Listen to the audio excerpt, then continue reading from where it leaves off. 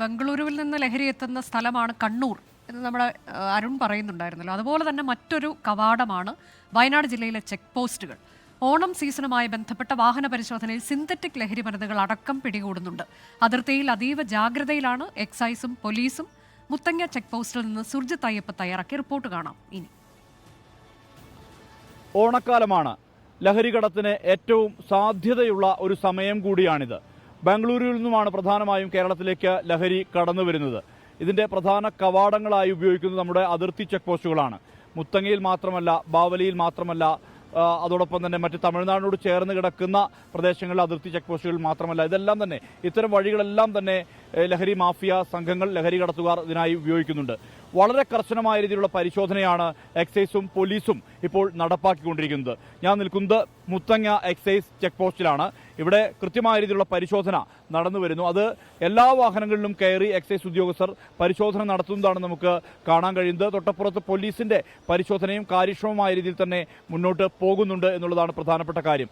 അത്രമാത്രം വലിയ രീതിയിലുള്ള ലഹരി കടത്തിന്റെ സാധ്യത അത് തടയുക എന്നുള്ള ഉദ്ദേശത്തിലാണ് ഇത്തരത്തിലൊരു ഇടപെടൽ ഉണ്ടാകുന്നത്. ആ ഇടപെടലുകളെ കുറിച്ച് നമ്മളോട് സംസാരിക്കുന്നത് അസിസ്റ്റന്റ് എക്സൈസ് കമ്മീഷണറായിട്ടുള്ള പ്രസാദാണ്. അദ്ദേഹം സംസാരിക്കും. എത്രമാത്രം കാര്യക്ഷമമായ ഒരു ഇടപെടൽ ഈ ഒരു ഘട്ടത്തിൽ നടത്തുന്നുണ്ട്, എന്തൊക്കെയാണ് എക്സൈസ് നടത്തിക്കൊണ്ടിരിക്കുന്ന കാര്യം? ഓണക്കാലമായിട്ട് ബന്ധപ്പെട്ട് ശക്തമായ എൻഫോഴ്സ്മെന്റ് പ്രവർത്തനം നടത്തുന്നതാണ്. ഇവിടെ 3 ചെക്ക് പോസ്റ്റുകളാണ് ഓൾറെഡി ഉള്ളത്. ഇതിൽ വയനാട്ടിൽ വരുന്നതിൽ ഏറ്റവും പ്രധാനപ്പെട്ട ചെക്ക് പോസ്റ്റ് എന്ന് പറയുന്നത് മുത്തങ്ങ ചെക്ക് പോസ്റ്റാണ്. ഇതിൽ 7 ഉദ്യോഗസ്ഥരാണ് ഇവിടെ നിലവിലുള്ളത്.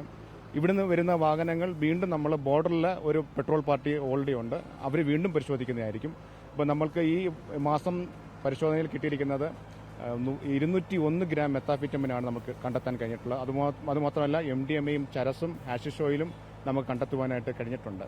സിന്തറ്റിക് ഡ്രഗുകളാണ് പ്രധാനമായും കടത്തുന്നത് പോലെ. ബാംഗ്ലൂർ അടുത്തായതുകൊണ്ട് ഏറ്റവും കൂടുതൽ വരുന്നത് സിന്തറ്റിക് ഡ്രഗ്സ് ആണ്. അപ്പോൾ നമ്മൾ കൂടുതലും കണ്ടെത്തുന്ന ഈ വർഷം കൂടുതലും കണ്ടെത്തിയിരിക്കുന്നത് സിന്തറ്റിക് ഡ്രഗ്സ് തന്നെയാണ്. കഞ്ചാവിനൊക്കെ കൂടുതൽ കണ്ടെത്തിയിരിക്കുന്നത് സിന്തറ്റിക് ഡ്രഗ്സ് ആണ് കണ്ടെത്തിയിരിക്കുന്നത്. ക്യാരിങ് ഇങ്ങനെ ബസ്സുകളിലടക്കം, അതായത് യാത്രകളിലടക്കം, ബസ് യാത്രകളിലടക്കം ഇത് കടത്തുന്നുണ്ടല്ലേ? അതെ, തീർച്ചയായിട്ടും. ടൂറിസ്റ്റ് ബസ്സുകളിലും ആണോക്കലിലെ പ്രൈവറ്റ് ബസ്സുകളിലും ആണോക്കൽ തന്നെ എല്ലാ തരം മാർഗങ്ങളിലൂടെയും കടത്തുവാനായിട്ട് ശ്രമിക്കുന്നുണ്ട് കടത്തുകാർ. എങ്കിലും ശക്തമായ എൻഫോഴ്സ്മെന്റ് പ്രവർത്തനം കൊണ്ട് കേസുകളുടെ എണ്ണം കഴിഞ്ഞ വർഷത്തേക്കായും കുറഞ്ഞിട്ടുണ്ടെന്നാണ് മനസ്സിലാക്കാൻ കഴിയുന്നത്. അവധിക്കാലമായി പ്രത്യേക എന്തെങ്കിലും തരത്തിലുള്ള കോമ്പിങ്ങോ അങ്ങനെ എന്തെങ്കിലും നടത്തുന്നുണ്ടോ? തീർച്ചയായിട്ടും പലതരത്തിലുള്ള പോലീസുമായിട്ടും അതുപോലെ തന്നെ മറ്റ് ഏജൻസികളോട് ചേർന്ന് നമ്മൾ പെട്രോളിംഗ് ഡ്യൂട്ടികൾ നടത്തുന്നുണ്ട്. അതുമാത്രമല്ല കർണാടക, തമിഴ്നാട് പാർട്ടികളുമായിട്ട് ചേർന്ന് അവിടുത്തെ ഫോറസ്റ്റ് പോലീസുമായിട്ട് ചേർന്ന് നമ്മൾ കമ്പൈൻ റെയ്ഡുകൾ നടത്തിക്കൊണ്ടിരിക്കുകയാണ്. എന്തായാലും സംയുക്തമായ രീതിയിലുള്ള ഒരു പരിശോധന അടക്കം ഈ ഒരു ഉത്സവകാല ഘട്ടത്തിൽ എക്സൈസും പോലീസും വനംവകുപ്പും ഉൾപ്പെടെയുള്ള സംവിധാനങ്ങൾ ഉപയോഗിച്ചുകൊണ്ട് അതിർത്തി ചെക്ക് പോസ്റ്റുകളിൽ നടത്തുന്നുണ്ട് എന്നുള്ളതാണ് എക്സൈസ് അസിസ്റ്റന്റ് കമ്മീഷണർ പ്രസാദ് വ്യക്തമാക്കിയ കാര്യം.